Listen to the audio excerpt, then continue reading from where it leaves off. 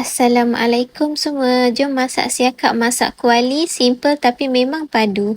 Mula-mula kita perap ikan siakap dengan garam dan kunyit.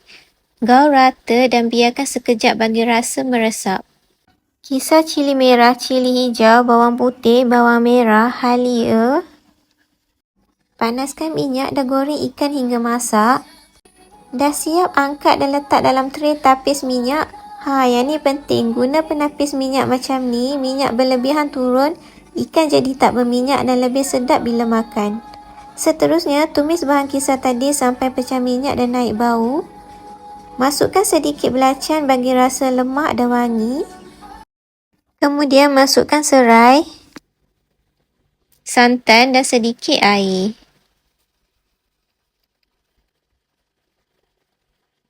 Selepas itu, tambahkan air asam jawa untuk rasa masam yang seimbang.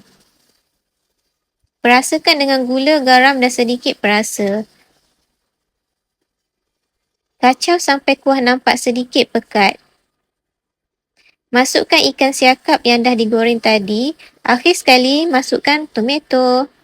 Kacau perlahan supaya ikan tak hancur dan bagi kuah meresap elok. Siap! Selamat mencuba!